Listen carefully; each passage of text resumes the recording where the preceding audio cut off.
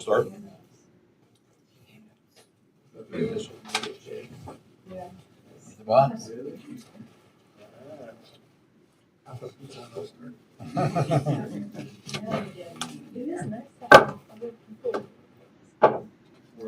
would have been good until I got quarter of the way through my bag of raisins and then it was like, well, these are moldy. Oh, that's not fun.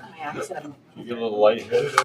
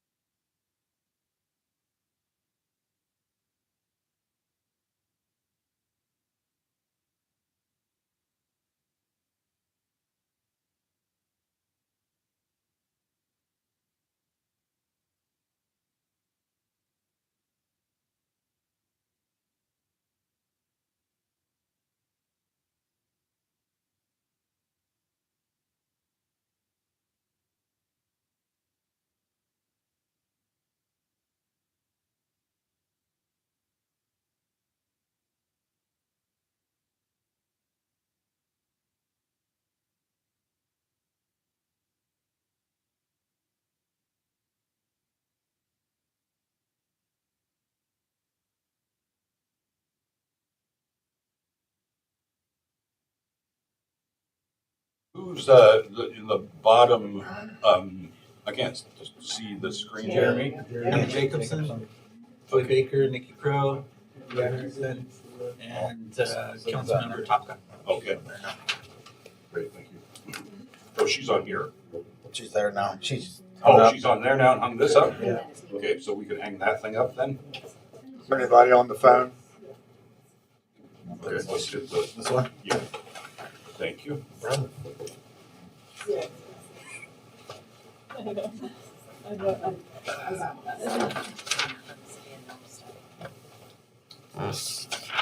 All right, good evening, everybody. It is Monday, April 8th, 2024, and the time is now 7:20. Call the regular meeting of the Nome County Council to order. Mr. Clerk, would you call the roll to establish a quorum?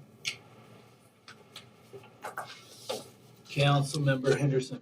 Here. Councilmember Johnson. Here. Councilmember Martinson. Here. Councilmember Topka. Monique Dunga. And Councilmember Piscoya. Excused. Mill. Councilmember Miller is excused. We have a quorum. We have a quorum. Thank you. Moving on to the approval of agenda. Is there a motion to approve the agenda? I'll make the motion. Second. Thank you, Councilmember Henderson, Councilmember Martinson. Anything to change? It's good. Roll call. Roll. No, was there anything to change on the agenda? No, I mean, other than giving you a verbal update when you're looking at your resolutions. Yep, okay. All right, we're good with it. Then a roll call, please, on the adoption. Councilmember Johnson. Yes. Councilmember Martinson. Yes. Councilmember Topka. EE. Councilmember Henderson. Yes. Okay, we have approval of the agenda. Moving on to approval of minutes, there are 4 sets on the agenda. November 27, 23, December 11, 23, January 8, 2024, and March 25, 2024. Is there a motion to adopt these minutes as a block? I make the motion. Second. Councilmember Henderson, Councilmember Martinson. Roll call, please. Councilmember Martinson. Yes. Councilmember Topka. EE. Councilmember Henderson. Yes. Councilmember Johnson. Yes. Great. Thank you. Those are approved. Moving on to communications. First one is Councilmember Henderson to the city manager with regard to visitor comments on the museum tour. And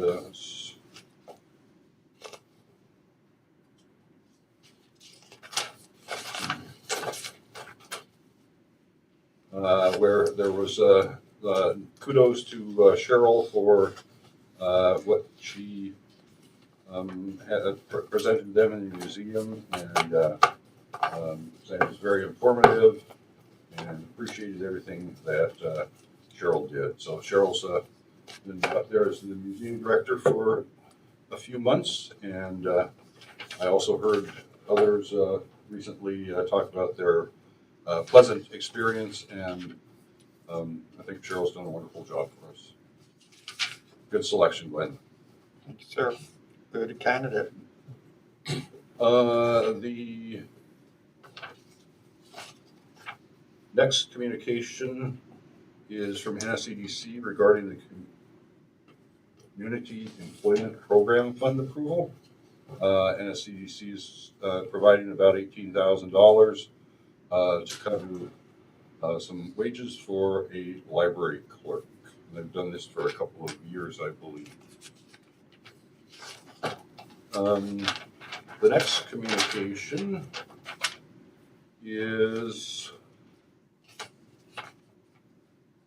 from Melissa Ford, the city manager, and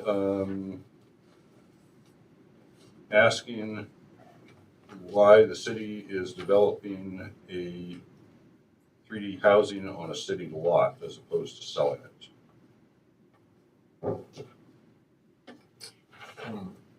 I just had to go, so that's the reason it's on a separate lot, because we're looking at trying to sell this, correct? No, the lot was selected, as we had talked to, it's the old Larson property. Yep. No, I understand that. And we have title to the property. I understand that. And it was looked at, that was a site that was desirable to construct the first 3D house. And, you know, the house will be constructed for free for the city, and then the city will have an opportunity to sell the house. And that's what I was, that was the very last sentence is what I was asking. That's why we didn't put it on a lot with, you know, with public safety building or the harbor or something, is because we want to sell this house to a buyer after it's completed, or maybe done this study or whatever is being done with it. So. The city in the past had a whole, I'm going to say a significant amount of property, because a lot of that was acquired, and especially on the east end of town, when the Alaska Gold worked with the city to develop the east end of town and split it up and kept every lot and other lot and yada yada. The city went through I don't know, it's over a decade ago now, and kind of went through and tried to sell off all the pieces of property that they had, only to find that there were things that came up where we were actually having to turn around and buy property back.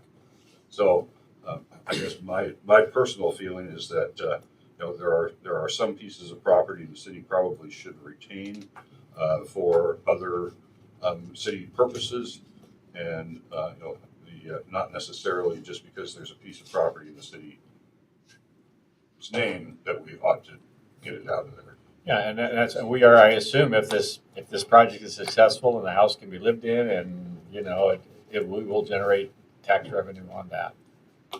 Well, I think the question is what the intention of the house was. Is it to go ahead and sell, as we were talking about, or was it to retain it so we could keep it for city staff? That's a future policy decision, because there is a possibility that we could squeeze on a ADU, an additional unit, maybe a 1-bedroom unit, because that property is fairly large. But yes, you would have a 3-bedroom, 2-bath house that would be available if the city chose to keep it for future staffing needs or to put it back out into the marketplace. And that's where the question comes up. Okay. Yeah, because if it's future staff, then why don't you put it on other city property that we don't intend to sell, because we're gonna use it for our staff, but if we're gonna intend to resell it, then it makes more sense to put it on here. I think that's the question. So, Yes. sounds like it's not really fully decided yet. I mean, Like you said, it's a future policy decision. but it could bring a significant amount of money into the city if the city decided to sell it. recurring tax. 3D printing tech, we would retain, and so that's something that could be done at a later time on any piece of property. And we could also lease out printing tech. Okay, thank you. The next is on page 68, which is Discovery Tours schedule for 2024 of various vessels coming into Nome. And there are 9 that Nome Discovery is involved with. First one is supposed to be here June 21st, right around midnight sun. That's the port of call ship, Mayor. Okay. All right, next then is the flyer from Graphite One of the community meeting that they intend to hold on April 22nd. I ran into Lauren Prosser at Hanson yesterday, and he confirmed that, he was headed up to the site to install weather station equipment for their air monitoring. And looking forward to being in town to meet both at the community meeting, and then they have meetings with various other tribal and city people while they are here. So that's April 22nd at 5:30 at Old St. Joe's. The next is the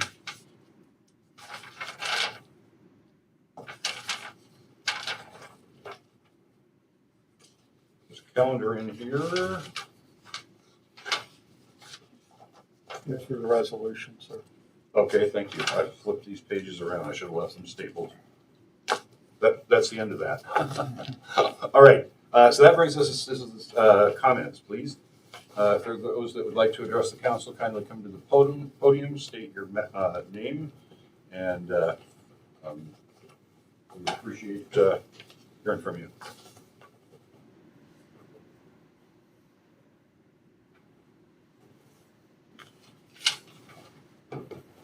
Hi, my name is Trin Johnson. Resident of Nome. I'm asking the city council to please bear with me as I try to explain what I had came and report almost a year ago in regarding to a sexual assault case. Last week I've gone to the city safety committees and talked to them in regarding to my concern for how NPD is handling sexual assault cases. So last year, I had an incident happen to my son, and during that meeting with my first was Glenn, the city manager, I had asked him about the sexual assault case that was reported, if anything gotten done to it, regarding Officer Commenstra. Glenn told me that Commenstra is a really nice officer. And as I keep going on to it, Glenn made a statement to me that I know what happened to you, meaning me, regarding what I didn't know at the time. And I asked him, what do you mean by that? And he said, the Matt Owens case.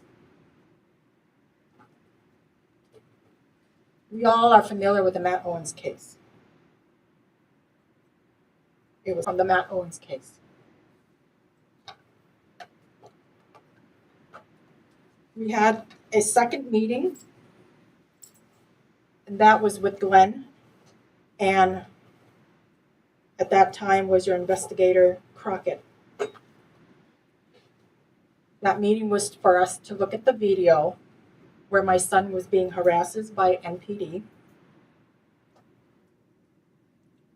Officer Lee not know who I was when my son said, "Oh, this is my mother, Trin, business. I live here." From the video, all he does is scream, yell, "I don't believe you. I don't know who that is." And he said, "Well, my dad is right next door. If you'd like to talk to him, he's right next door." This is 2 a.m. Not, his dad was asleep, 2 a.m. My understanding from the video was Officer Lee had an AR-15 loaded and 3 other officer hands on their gun that was on their waist. There was a report saying that there might be a break-in at Trin's shop, and there was 3 people I could see sitting inside the shop.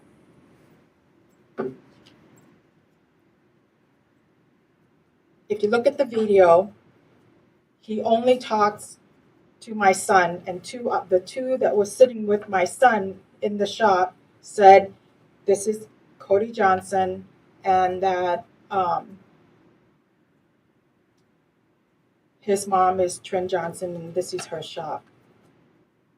Officer Lee told them to go across the street, that he didn't want to talk to them. But there was report 3 break in, and he only talked to my son, screaming and yelling. And if you look at the tape, that the boys that he told the 2 boys to go across the street, not to talk to him.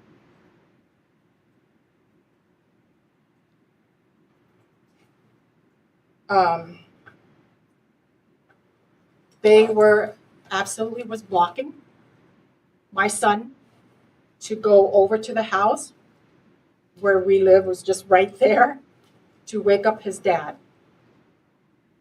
No one called me because it was my property. No one called me to get permissions to be able to go into my property, or if there's anything in there that might be dangerous that the officer needs to know before he goes in there. I could have a gun, or I could have something, there.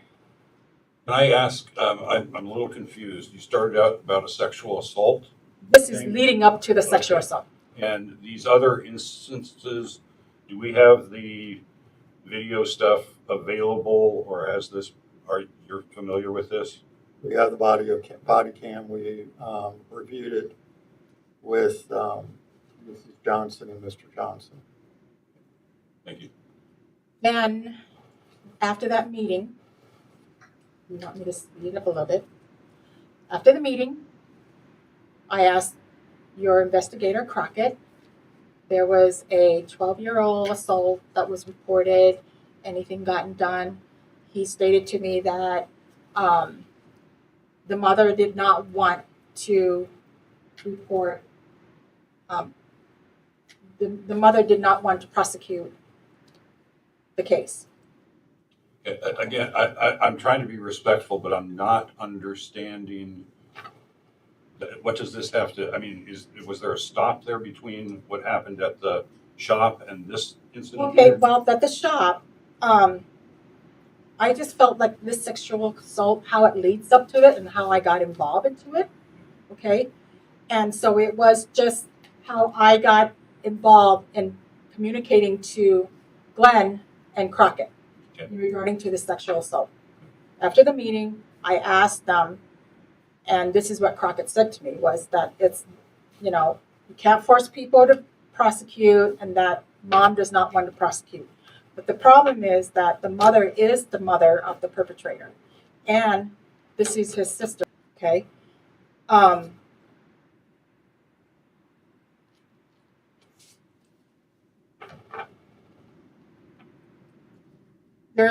There's the first person who, that's how they learned about the 12-year-old, because the 12-year-old told her that it. To, get some answers for, and has this gone to the public, did you present Yes. this all to the Public Safety Commission? Yes, I have.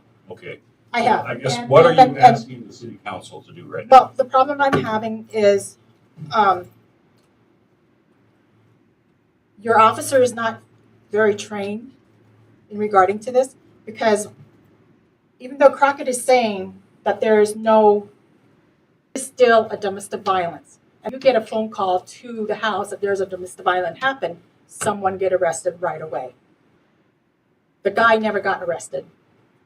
It happened to the first victim 4 times, and then he also came back again while she was waiting.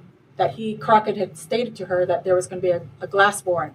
I don't know why there should be a glass warrant. Why are we not believing the victim that it happens to her? So why wasn't someone arrested right away? It's a domestic violence. They're related.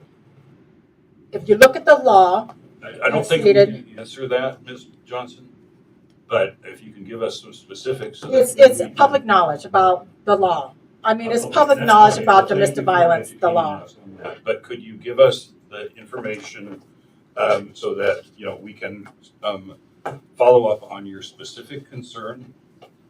The concern is that the 2 victims, then the 3rd one also reported by the same perpetrator, by the same family member.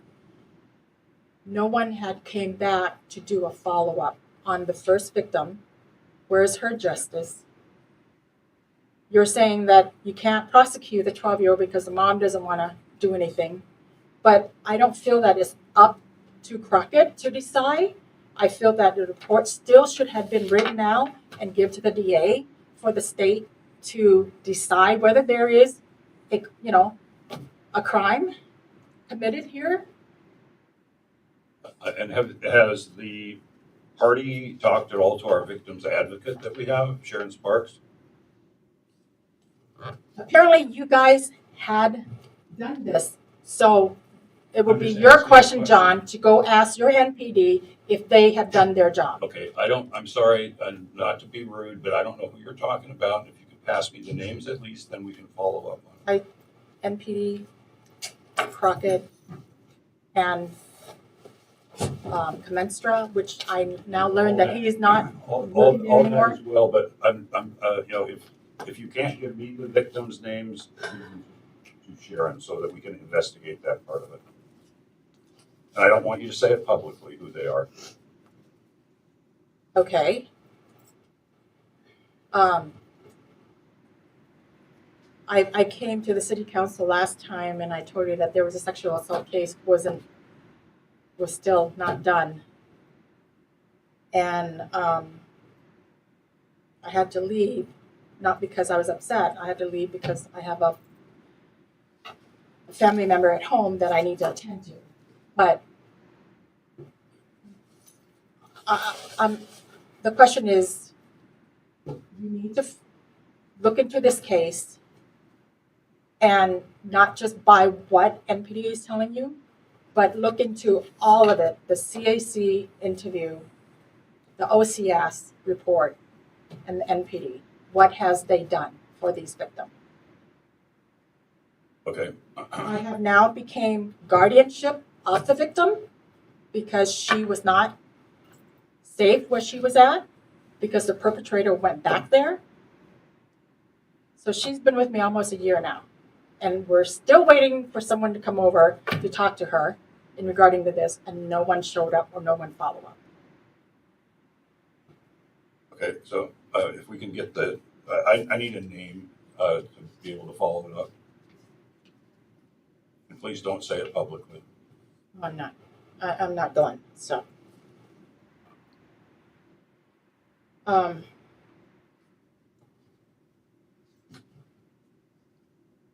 Also, your safety committees. When I went there and asked what everybody's role is and if they know what their this safety committee is about, not 2 of them didn't know why they were on there, why you appointed them on there. And one said that they were looking at policy to help, but I went back and looked at your guys' when Richard Benneville was still alive, we did this,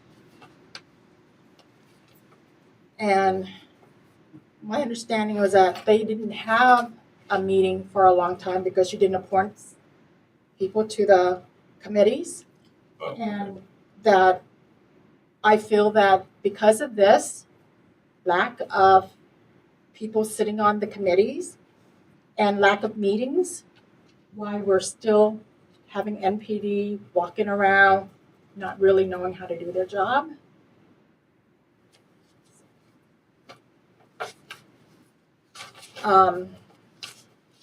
I will give you the name when you're ready. Thank you. The, excuse me. Are there others that would like to address the council? Am I allowed to? You're a citizen of this community, feel free. Please state your name for the record. My name is Kelly Corns. This is so out of hand with the Nome Police Department. It's just on and on and on. We are getting trained by the Department of Public Safety in the state of Alaska. And then if we go and do what we're supposed to be doing, then there's nothing that we can do right. If there's a case that needs to be looked at, Sharon Sparks and I were not aware of that. And we are on it nonstop, trying to do the right thing. I don't know how much more we can take. We're losing officers because of this. And it's just very mentally straining on everybody. That's what I want to say. Thank you. Are there others that would like to address the council?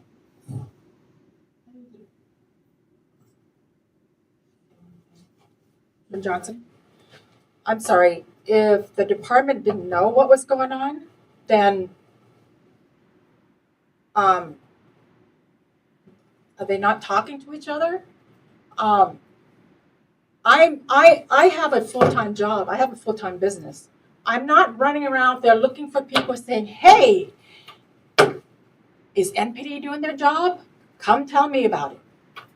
I'm bringing this concern because people come to me vulnerable, afraid, and not wanting to report because no one is doing something about it. If there is a procedure at NPD that you're supposed to do their job, then they should be communicating with each other.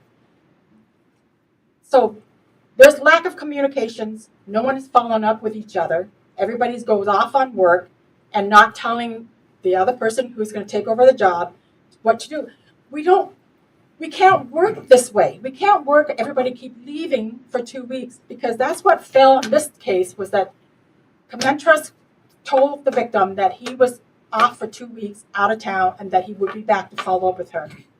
Now, did I know that he no longer working there? I just learned that he was no longer working there, going to the safety committee. Okay, we will communicate with the chief on that concern. I'm going to take a 1 minute break so I can go get that information, please.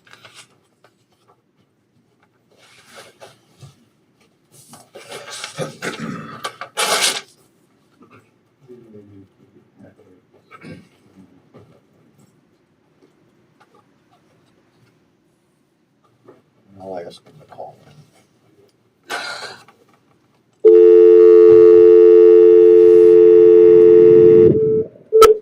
Your call cannot be completed as dialed. Please go.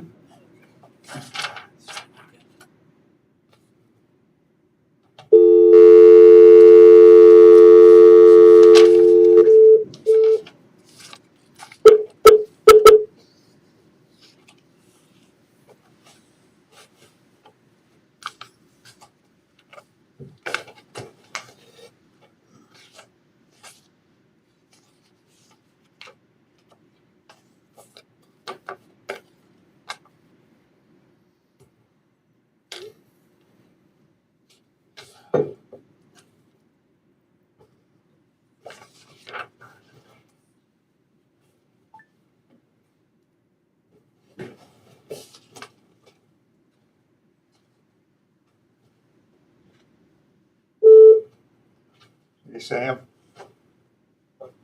ahead, Glenn. Right now, we're on a slight break, but resolutions in regard to the Norton Sound should be coming up very shortly. Okay, Okay. sounds good. I will. You're on speaker. You're on speakerphone, by the way. Okay. Thank you. Thank you. Okay, were there other citizens that wanted to address the council? Not, you'll have another opportunity. Moving on to new business then. The first item is Resolution 240101. Mr. Clerk, could you read that by title? R24-4-01, a resolution recognizing April 2024 as Child Abuse Prevention Awareness Month.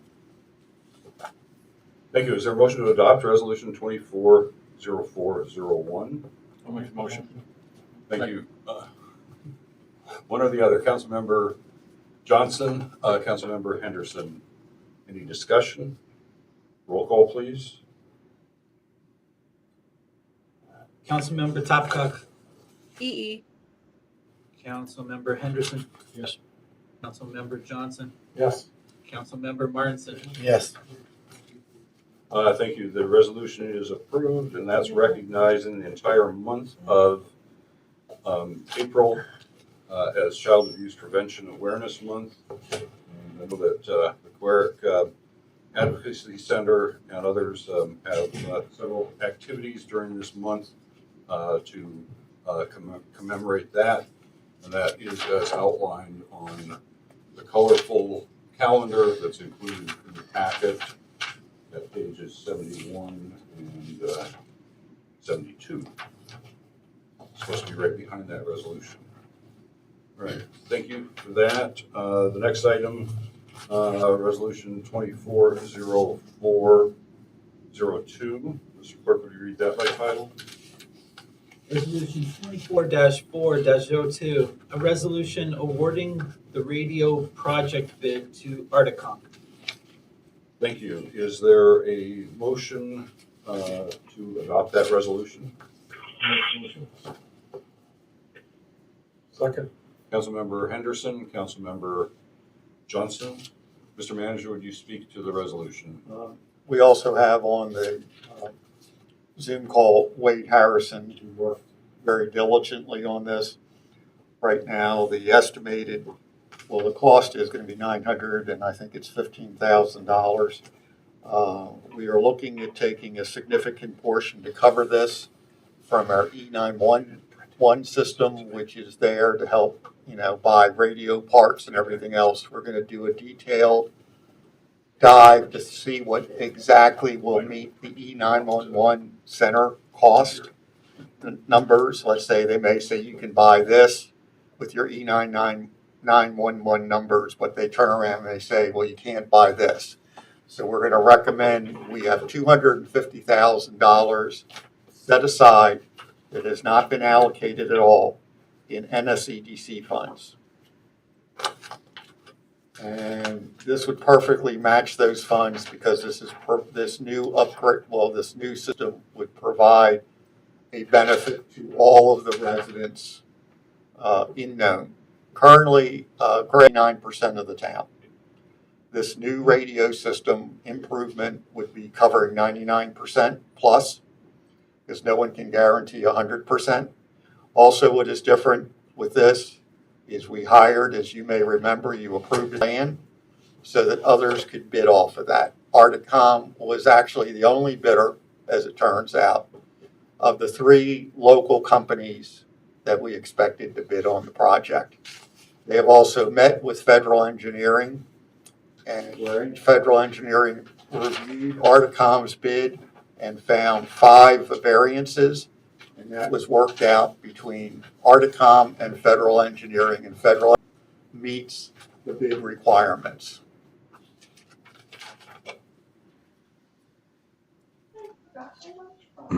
Yeah, that's correct, Glenn. Definitely it was our only bidder, of course, as you know. but they did a fantastic job, super interested in everything and looking to get us back on track, to include the fire department as well, and all their subscriber units, including all their apparatuses. How old is the current system that we've got? And I've heard we've had a lot of challenges with it. 20+ years. Time for It an upgrade. date to the old police department. Yeah, I mean, there was a push back in 2010 to replace the system, but apparently the money wasn't available. How long will it take to, once we make the decision, move forward, how long will it take to install, replace? Our goal is to get it installed by this fall. They'll be working as soon as you award it. We'll be This summer? notified. Yes. The summer? Well, personally, I'm glad to see this finally happening. Yep. I don't know. There are a couple of options within the quote. Is that are we needing the options, or are we needing the full thing, or is there anything that we're looking at not doing, or what number? I guess I'm confused as far as what number we're actually looking at. Maybe that's in the resolution. What page are you on? I'm on 74. 74? That's the total number highlighted in yellow. That's the total. Yep.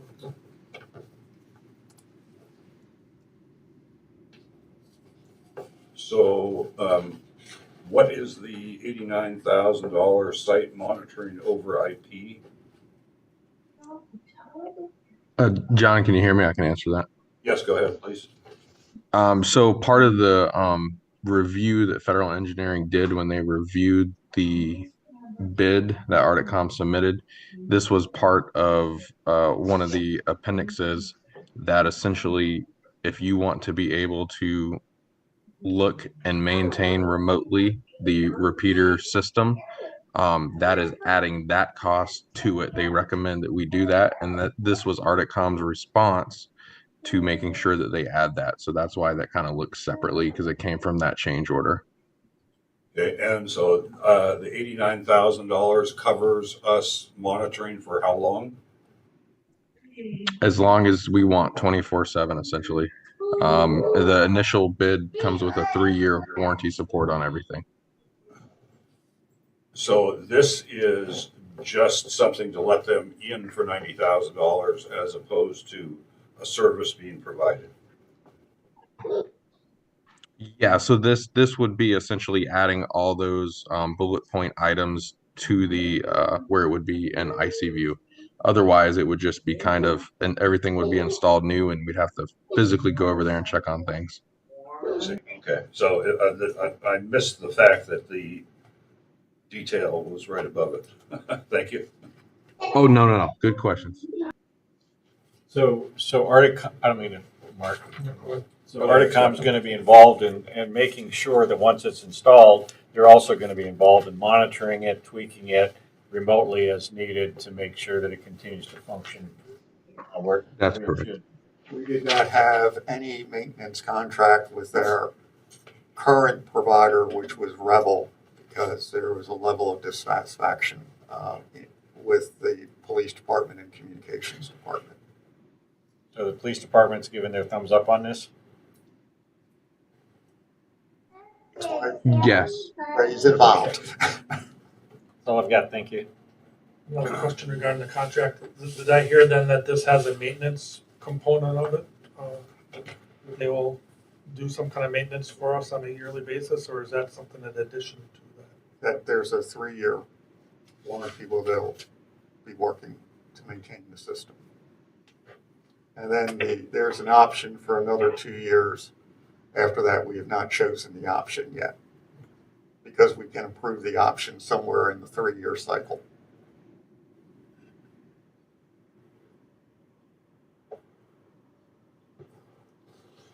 And so what is a subscriber unit?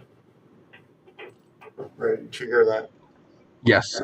Subscriber unit is the handheld, and whoa, camera just went weird there. And the a mobile unit is the car or like apparatus for like a fire truck. So subscriber means you're just your handheld radio. So we're replacing all of the radios in addition to to the repeaters?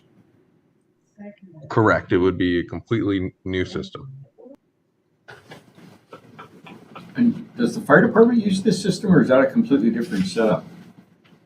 Now, the fire department, all emergency communication runs through this system. This is the main communication system for both fire and police. But the real challenge, in fairness, has been to the police, where they find themselves in certain areas and, they're communicating back to the communication center and they're getting no response. And sometimes they'll even pull their personal phones out to call our 911 center. So This should solve that problem. this should solve this problem. And then just so you also know, you have a potential for a repeater where Atlas Towers is building theirs, because you have a guaranteed spot if you ever need to put a repeater up there. Which would allow us to extend coverage Extend. farther than. Right. So this will essentially, though, as is, or under the plan, give good coverage throughout wherever NPD, within, city area. There's nothing 100% guaranteed. This is fairly close.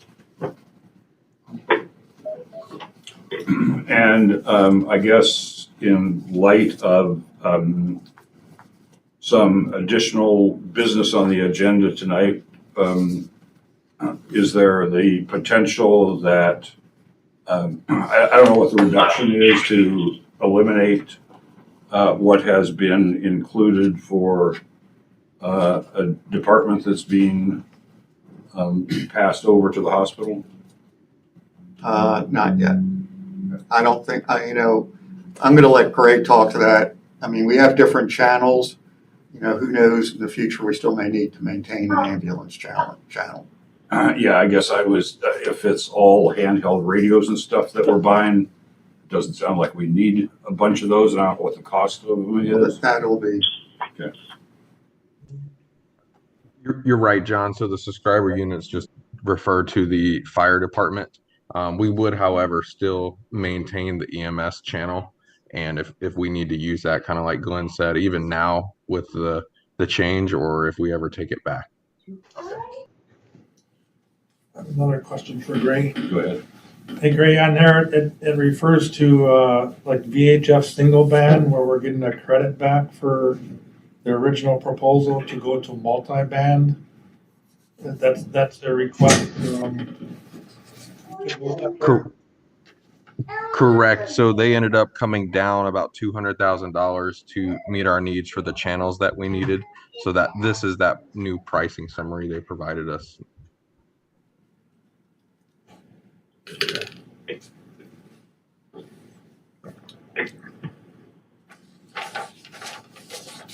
Okay, any other questions?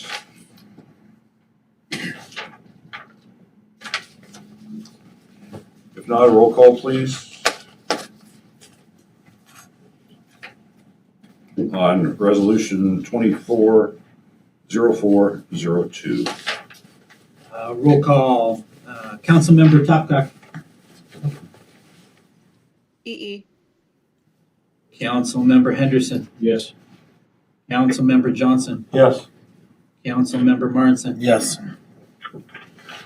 Thank you. That resolution passed. Bringing us on then to item C, which is a memorandum of agreement between Norton Sound Health Corporation for ground ambulance. Mr. Manager, would you speak to this? We're gonna motion.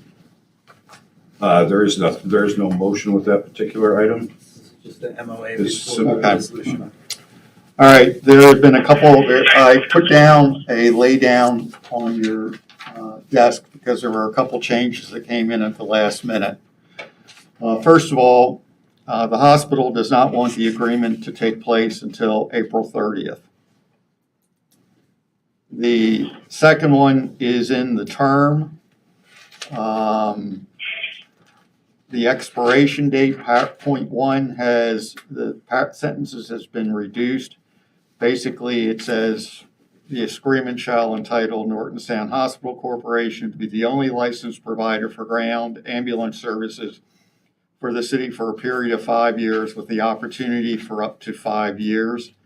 The other one discussed a use of the word perpetual, which a couple people notified me they were uncomfortable with that term. And there should be, where is the, Sam, where is the one that we had talked about today about setting up, oh, here it is. Under mutual aid agreement, there is now point three. It says the Nome police chief, Nome fire chief, and dispatch supervisor shall meet as needed, but not less than once a year, with NSHC supervisory staff responsible for the ground ambulance service, discuss both successes and areas in need of improvement. What section is that? That is under paragraph Page 4. 8, On the top of page Page 4. four. page 4. Page 4, thank you. And that was also recommended that we proceed with this. Kind of a quality control committee to make sure that things are working the way it should be. If there's any concerns on either side, to be able to address those. Right.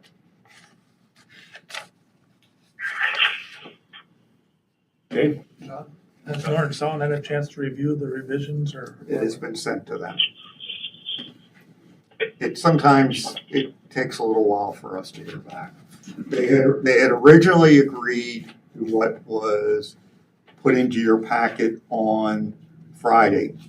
These were some changes that people expressed the need to have over the weekend, and we put them forward. I don't think they significantly change, and Sam can speak to this better than I can, should change anything with the organization. Sam? Yeah, thanks, Glenn. And like Glenn said, those changes were sent to them this afternoon, but we haven't heard back yet.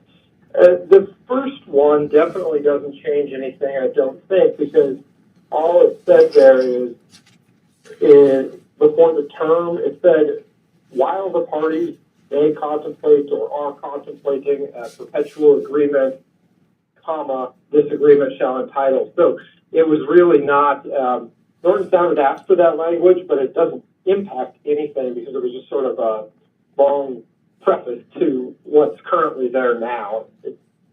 So hopefully they don't object too much, but it doesn't impact anything. And that third line under number 8, the mutual aid agreement, that mutual aid portion was rewritten. They proposed those changes, which are better than what we had before. And it was designed to make it look a little bit more like we're trying to cooperate and work together. And so I think that number 3, hopefully, it's not onerous. It's an annual meeting to check in and see how things are going. Hopefully they don't object to that, but I don't know. There has previously been a regular meeting requirement that was rejected that I believe the city had asked for. But that was a couple months ago, a number of iterations of this ago. So hopefully that's not contentious. It was also asked at a higher level. This brings it down to a more operational level. And we were notified, I think it was today, that they wanted the word for April 30th.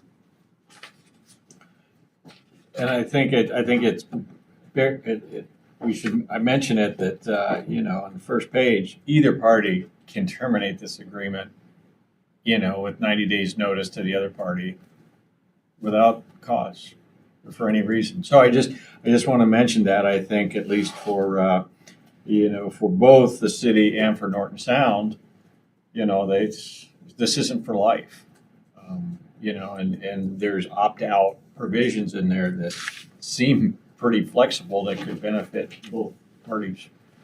So I think we just want to point that out.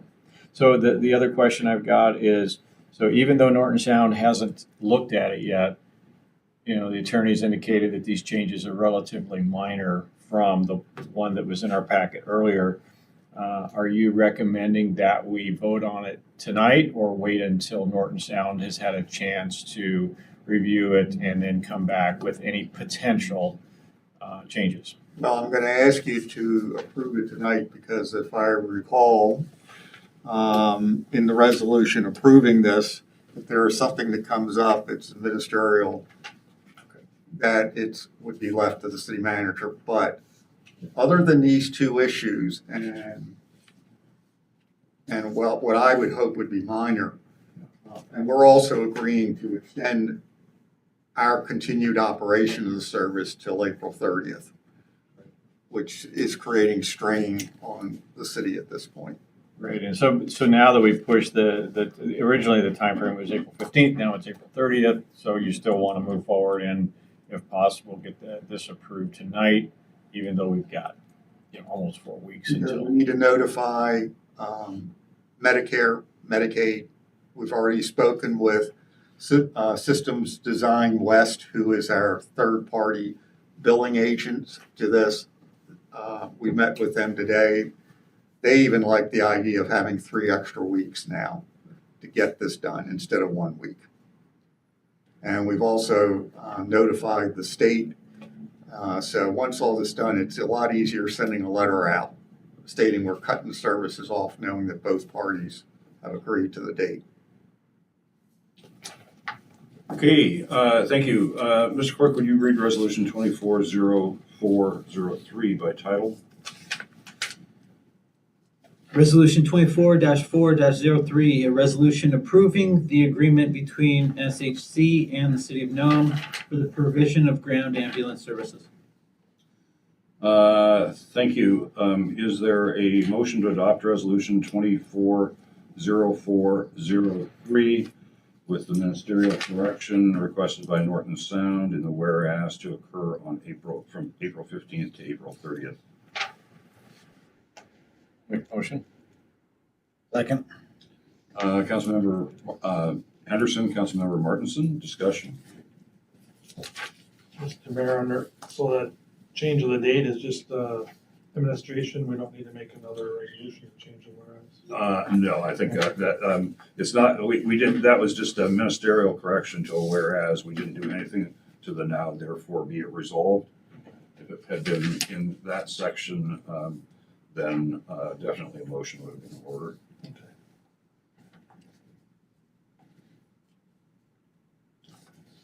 If there's no further discussion, a roll call please on its adoption. Roll call, Councilmember Henderson, Yes. Councilmember Johnson, Yes.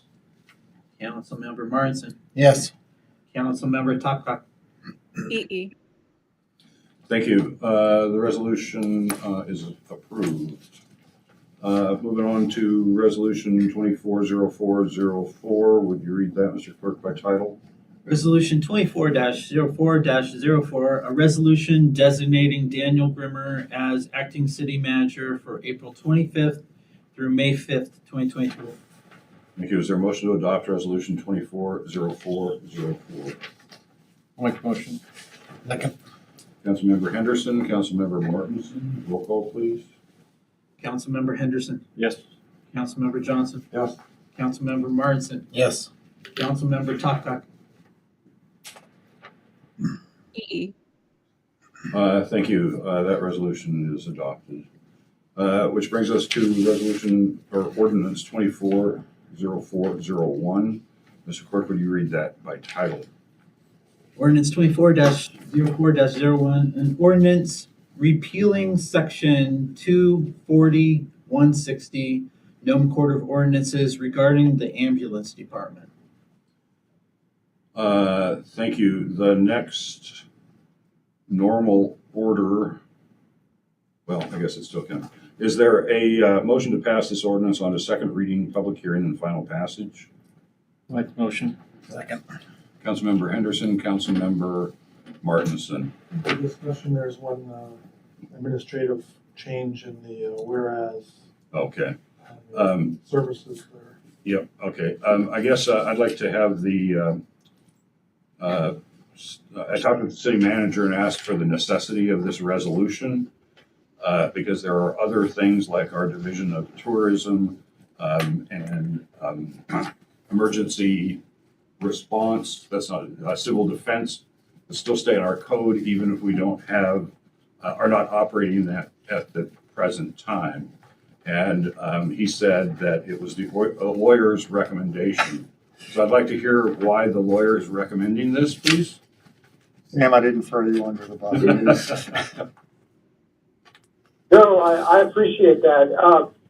The thought is that if the city is not going to operate an ambulance, just from a public expectations and liability standpoint, particularly if, for example, if Norton Sound in May 20th just decided to fold the ambulance service, which could theoretically happen. Right now, the law in Nome is that the city essentially runs an ambulance. And if that is not in fact true, that could create liability by having the city holding itself out as having an ambulance. For those other things, it's not such an essential public service, and it doesn't concern me that somebody could claim that they were essentially relying on the city to always be the ambulance stopgap. It says right here in your code, you'll have an ambulance. So that was, that's the thinking. If people didn't think that that was necessary, I also believe from speaking with the manager that there are some changes that need to occur to it. I'm not familiar with those details, like updates, and that it could be reinitiated, with amendments. So it's largely just that liability. There are many things that just don't happen, even though an ordinance says you're going to. But to me, an ambulance service seems different. Where if we're not running one, it seems that's not to say that the city is operating one. So Charles, I understand. No, it's Sam. Well, Sam, I'm sorry. Councilmember Henderson. Councilmember Henderson, yes. I understand, if we repeal this ordinance, we are somewhat closing the liability loop, but along the same lines, either party can repeal that agreement in 90 days with 90-day notice to the other party for really no cause. And if, for whatever reason, if the city found itself in the position of having to start up an ambulance service again, then we'd have to basically go through the process of reestablishing a similar ordinance, correct?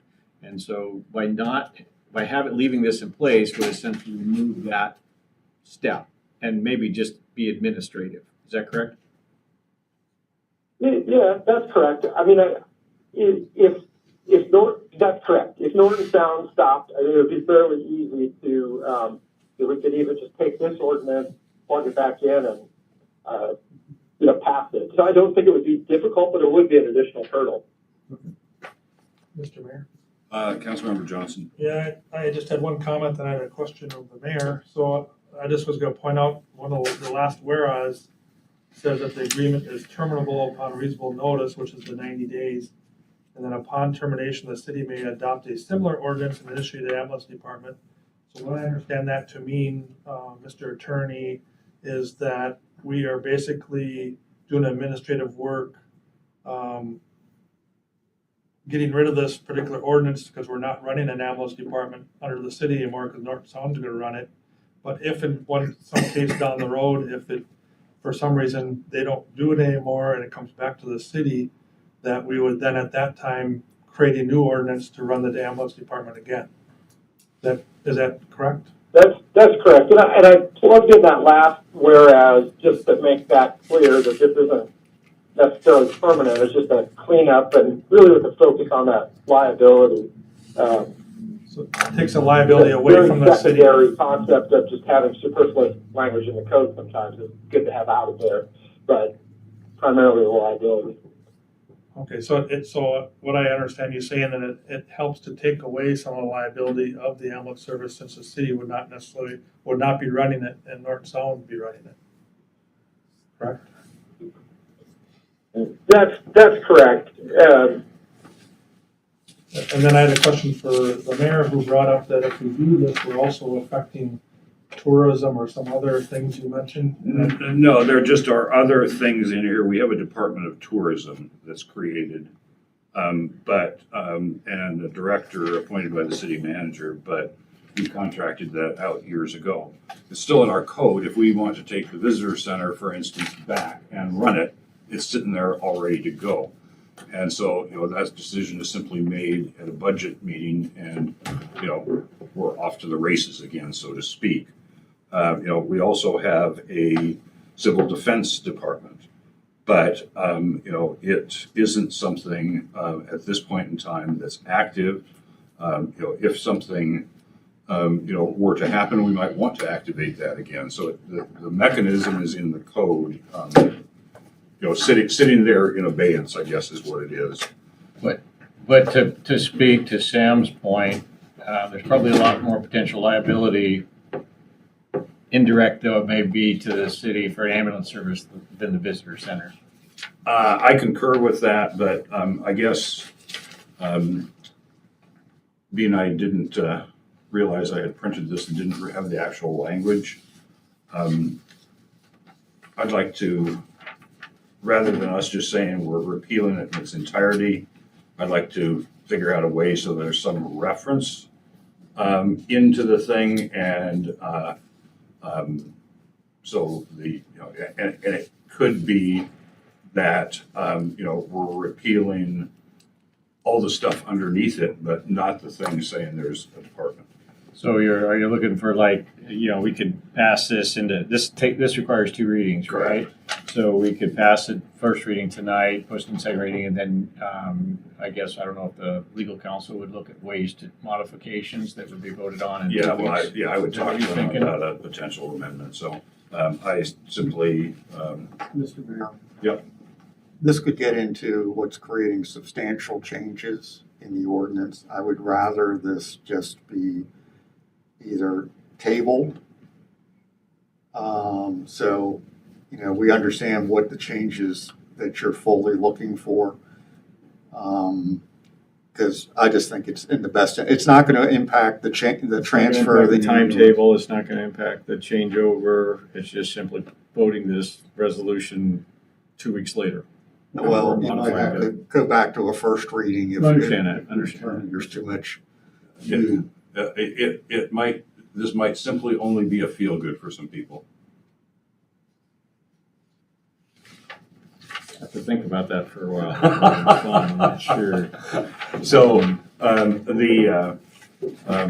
if there's not any further discussion, I would recommend you vote no, and we'll start over. Well, let's hold on a minute.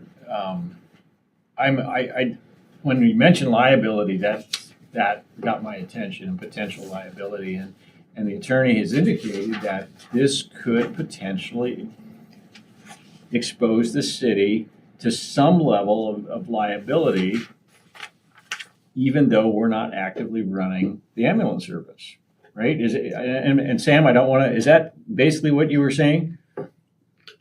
Well, yeah, it is because you're not running an ambulance service. More so, yeah. I just wouldn't want a member of the public going, well, yeah, the Norton Sound picked me up, or Norton Sound didn't, but the city says right here, the city has an ambulance department. I do think, however, that I'm being very cautious. I will say that. I'm being very cautious in that approach. It's not strictly necessary, something that must be done tonight. If there's a preferred way to do it, or of leaving the title in, we can make those changes. It's not a hot potato, but it's a cleanup that ought to be considered, and we can do it more slowly then. It doesn't have to happen tonight. And I'm all 100% for the liability issue. I understand that part of it, but I'm just looking to massage a little bit of verbiage that may kind of recognize. Okay, so we're going to see we'll see something at our next council meeting that may look similar, or not similar. Okay, so what Glenn was suggesting was that I guess what I'm suggesting, I don't think it would be that different than this, but it might just be easier to just start with a clean. And that's fine. Yeah. That's fine, but we'll see something at the next council meeting. If we say, no, we're gonna just not pass this into second reading, we'll see a different resolution or a Yes. modified one that addresses some of these issues at the next council meeting. Yes. Okay. Right? Isn't that what you were saying, Yeah, Glenn? but there's something in the back of my mind about voting down an ordinance on certain, it cannot come back up for review. So either I would like it just Okay, let's table it. table it. Does that keep it alive and Yeah. and subject to future changes? And then we Tell can, them, put a date on it. we can kill it with a substitute. All right. Scott likes to talk. Is there a motion to table? What was that? You gotta make the motion. Oh, so can I make the motion on this? So what's my motion? Your motion is going to be to table this to the next meeting, I will make the motion to table this resolution till the next meeting, this ordinance. this ordinance. Thank you. Second.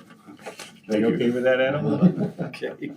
Councilmember Henderson, Councilmember Martinson on tabling. Roll call, please. Roll call, Councilmember Johnson. Yes. Councilmember Martinson. Yes. Councilmember Henderson. Yes. Councilmember Topka. EE. Thank you. That motion carries. So that brings us to the end of the scheduled business and reports. Thomas, were you going to talk for Ken tonight? Just a short Yeah. little update. Yeah. Thomas Simonson, Superintendent, Nome Joint Utility System. Good evening, Council and community of Nome. NJUS is inviting you all to a community energy discussion, and I'm reading from a little flyer here. Come join Nome Joint Utility System, UAF's Alaska Center for Energy and Power, and Westinghouse to discuss the technology and potential benefits of microreactor energy systems. Experts will be on hand to discuss and answer questions regarding the safety, viability, and opportunities that the next generation nuclear microreactor systems can provide to Nome. This will happen at Old St. Joe's on Wednesday, April 17th. That would be next week, I believe. There are two sessions, 2 to 4 and 6 to 8. So you're all welcome to participate.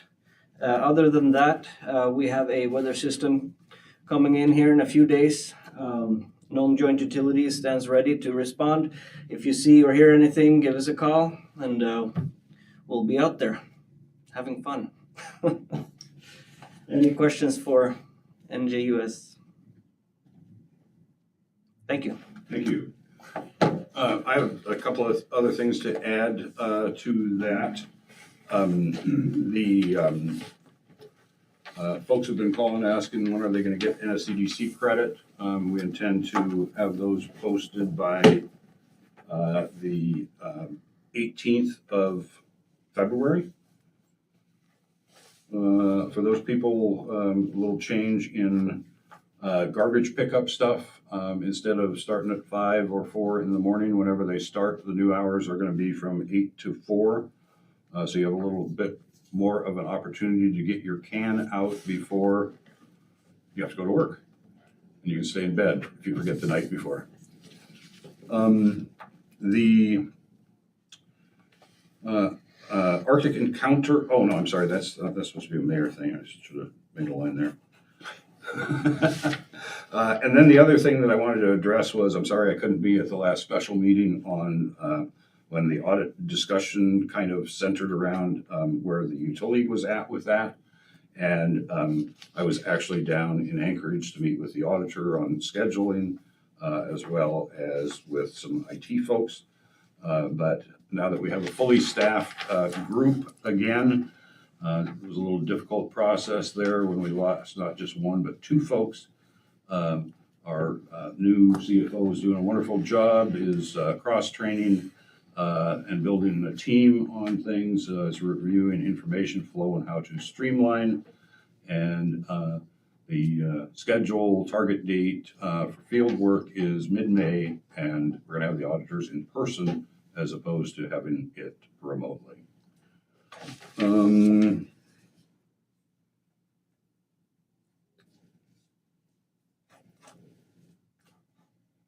I think that was the extent of the add-on. Any questions? What was the CDC date? You said February 18th. I'm sorry, I meant May, Man, okay. May 18th. Not much. Yeah.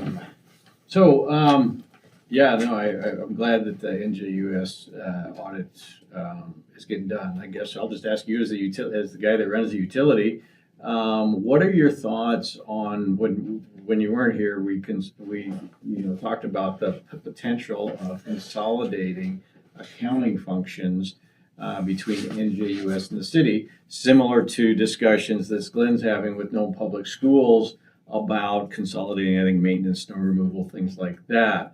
What are your thoughts about that? Would you think that would be, and the idea is that not only get, kind of consistency with timing and accounting functions and everything, but also potentially to streamline costs. So I'm just curious what your thoughts are on that, because my thinking is always maybe if we can consolidate them and save some money and get some more, having everybody working together and kind of on the same page, maybe we could potentially avoid some of the audit delay things that you guys are struggling with.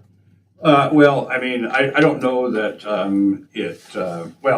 guess the audit delays aside on the thing, because we have that, ready to address.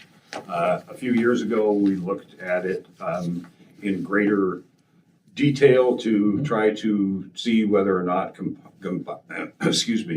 not combining people, but combining systems was something that potentially could work. And ultimately, there was it was actually the system that the city has could not do the things that our system could do, because our system has been tailor-made over the year. I mean, it's a standard utility-based accounting system. But it has been to take in all of the nuances, and different things that happen in Nome with a joint utility, billing for other people and the like, and it would involve much more in a conversion for job orders, poll locations, and all this other stuff, and we really saw no benefit to combining that. As far as can we save people, I would say no, because I guess if you can get rid of customers, that would be one thing. But in Nome, there's a significant amount of activity that takes place with the customer service type of function that we have. And so we, over time, have kind of eliminated some of those positions to better utilize the positions that we have, for other, payroll, AP, and those types of functions. And so in that process, I think we've kind of tightened and realigned stuff. And, it always can be looked at, but, I guess we've been through and looked at that stuff before and really didn't see a major benefit or any benefit in doing so. Okay. I just, I'm not convinced that maybe we shouldn't take a look at some of that. I mean, you're in charge of the utilities, but and I think the delays in the audits, it's pretty significant. And it sounds to me like those are happening in large part because you couldn't keep, the people were moving around, the turnover. And I would think that there's a greater degree of redundancy when you have accounting functions that are consolidated, that, you can share responsibilities, you can cross-train, you can do a lot of other things. And it could be something as simple at the customer level where, you can drop off your utility payments at the same place you drop off your sales tax or your property tax payments, things like that. And you know, when audits are this late, there's usually some underlying reasons, and I think a consolidation not only helps us save costs and streamline operations, but deliver a better service to our customers. And having timely audits, so you know the council and so forth can make good timely decisions is also part of that. I understand that. Right. We'll talk about it later. Okay. So, Mr. Utility Manager? Okay, yes. Not Mr. Mayor? Yes. I'm the Utility Manager.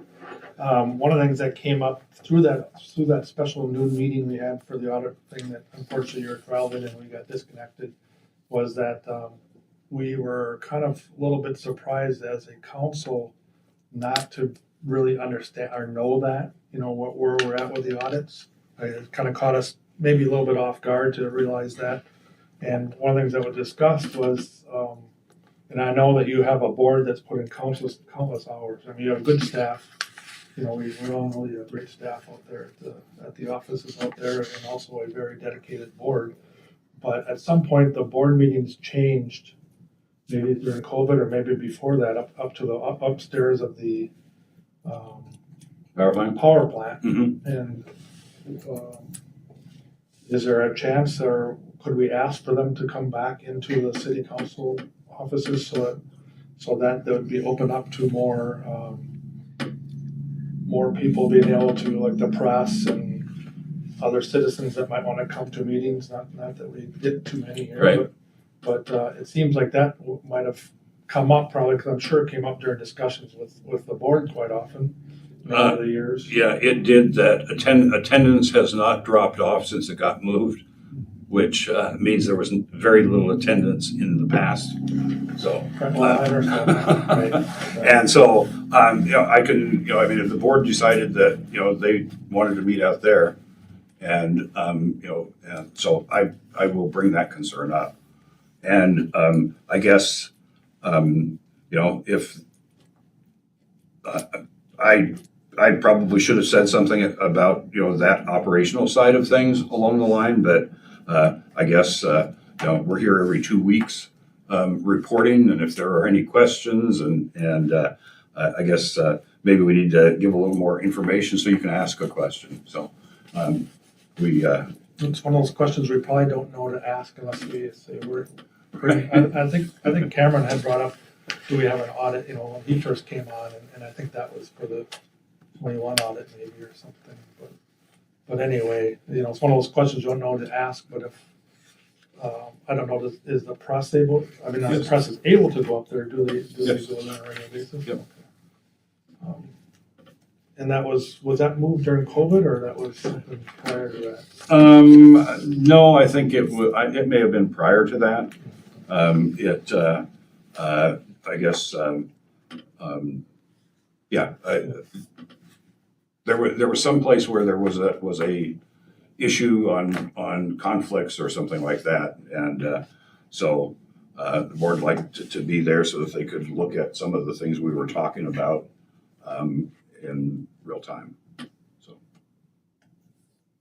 okay, I'll bring that up. Thank you. All right, Mr. City Manager. Just so you know, the next at your places, and the press has this, is the planning memo. I failed to make sure it got in the packet. The next planning commission is May the 7th. And this will be discussed, and then obviously public meetings and everything else before it goes to you eventually. So I want to thank Aaron Reinders, who is our planner, who's working very well with the Planning Commission. June 3rd is the next meeting of the Public Safety Advisory Commission. They are scheduled because this has also been discussed by Sam and I, who I don't think she's on the phone, is coming up here and providing in-person training, because you know, we've had a couple new members come on, and they are supposed to periodically get some training. And I'd like him to come up here and do it in person. So that's the target date. It could change because Mr. Severin is looking at his calendar. I also want to let you know that This building is scheduled to get its heating and ventilation system starting to be torn up sometime in July. We anticipate moving a significant portion of City Hall day-to-day operations up into the public safety building so that, and maintain minimum operations here for the public to be able to come in. There's obviously going to be, all the ceilings are going to come down. There's going to be a lot of dust.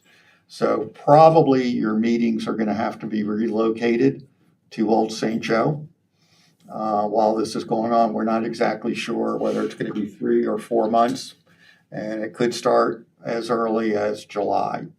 And Mr. Blees, who is your city engineer, and Cole Cushman and I have been talking with the company that's doing the renovation, because we want to make sure that we are not creating obstacles for them to get in here and get it done and get out of here as fast as possible. But it is going to be disruptive a little bit to other organizations that use the training room up at the public safety building. And they are going to be notified too about this. So we'll have more and more information as we get closer to the date, so everybody knows how long we think this is going to happen. Other than that, sir, I really don't have anything more to add. Thank you. Members of the council, have questions for the city manager?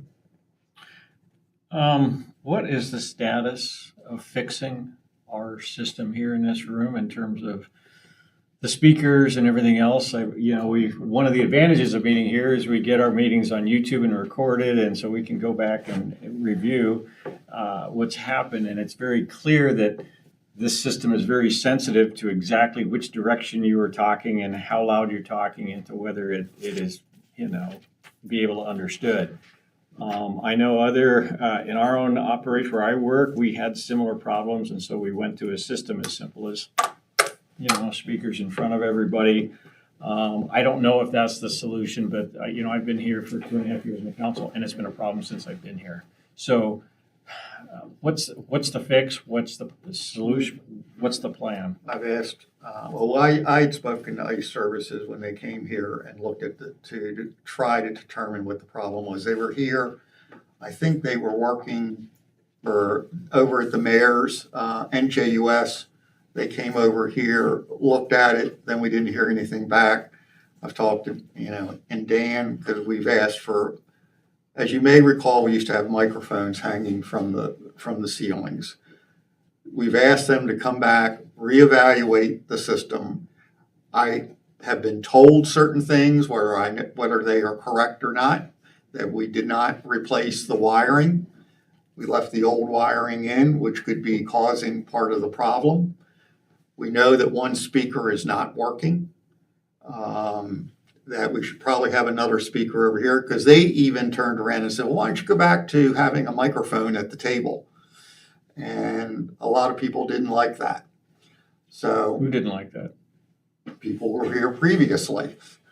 Is everybody in here okay with a microphone in front of you? If it helps us to Yeah, the issue was not that we didn't like it. It was to find out or to get a system, whether it was they were talking about wiring to the table and doing all that. And it's like, we can't wire to the table because these tables move all the time.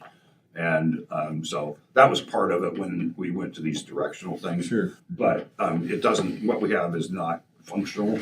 Can we look, even if we have to go back and use older technology or whatever, because whatever we have is not working? And ICE Services, though, installed what we have up at the public safety building.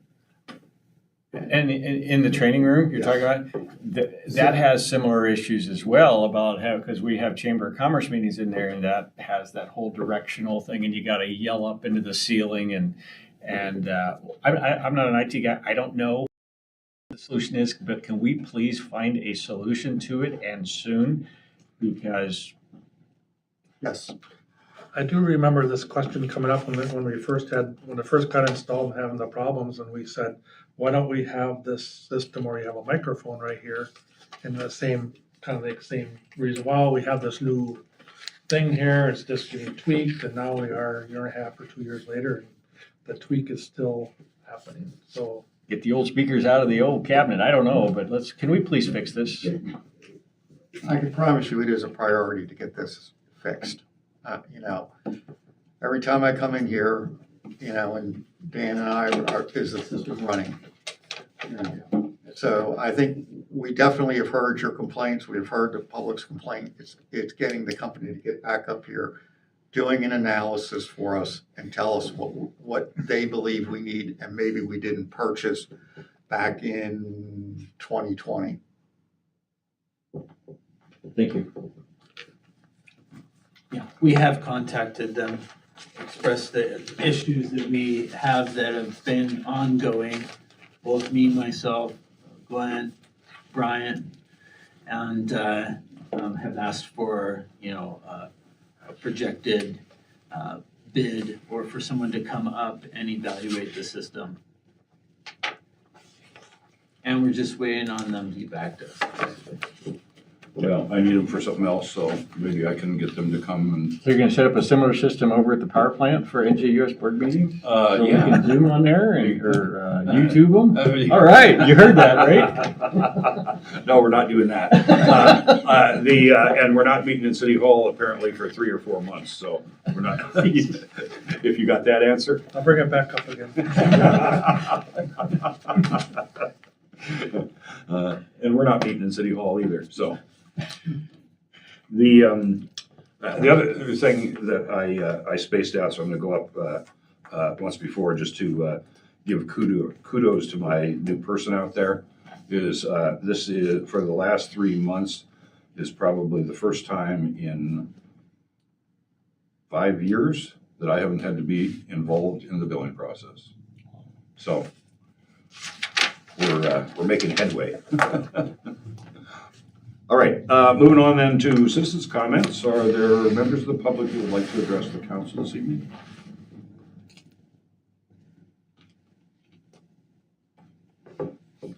I thought somebody was gonna talk and I could sneak a bite, sorry. If not, we'll move on then to council member comments. Clerk, can you call the roll, please? Mr. Clerk. Councilmember Martin. I don't have anything. Councilmember Topka. No comments. Councilmember Henderson. For once, I probably agree with Adam. I probably talked enough tonight already, so no comments. Councilmember Johnson.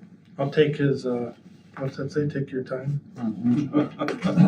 So I just wanted to point out that we're really lucky to have a local paper reporting on local and regional issues. A lot of communities don't have that, or they have a local paper that just reprints things that are from nationwide type stories, and so we're really lucky to have that. In an article that was in the recent paper about a public safety committee meeting, I was slightly misquoted or misunderstood. As oftentimes you notice, I babble on things, and I might have done that at that time. But in the paper, it says I was deterred from making a formal written complaint about a couple of officers in an incident. In my case, we met with Acting Chief Crockett and City Manager Steckman. They both said that they would look further into the issue, but also encouraged us to write a written complaint if we wanted to. So I do not feel like I was deterred from writing a formal complaint. After the meeting with them, we were not convinced that much would be done, and I decided not to write a formal complaint at the time since the city was in the process for hiring a new chief. And I just figured that I would wait until the new chief was hired to address the issue, to have a different set of eyes on it. Of course, that didn't happen. We took the issue to the Public Safety Committee recently, and this was the first meeting available to do so since the incident happened last fall. They were very receptive to listening to our and others' complaints and issues, and encouraged us to write a formal written complaint and vowed to look further into the issue with the police chief. 3 nights ago, I observed one of our NPD officers responding to a call I made to NPD about a young lady who was having problems outside City Hall. This is where I hear the staff that talked earlier, that when things come out, that seems like it's detrimental to the whole department. And I'm just saying that when you have one or two bad actors, it does affect the whole department. And I think in this case, this officer, his demeanor and tone with the young lady and some people walking by was not acceptable. I believe a couple of the officers need more sensitivity training and how to properly assess the situation and deal with the public. We are a small town, not Los Angeles or Portland or some city in Ohio. We need to remind these officers that they are public services to our small town. And I think that doing so will not have the issues come up that seem to keep coming up when we have certain officers who are not small town public servants, and we need to keep that in mind and remind our police chief in doing his training regarding that. That's all I have. Thanks. Okay, thank you.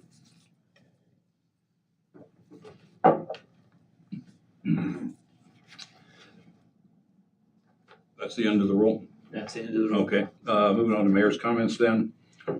Just a couple of things. The Arctic Encounter Symposium statewide is going on here this this week actually in Anchorage.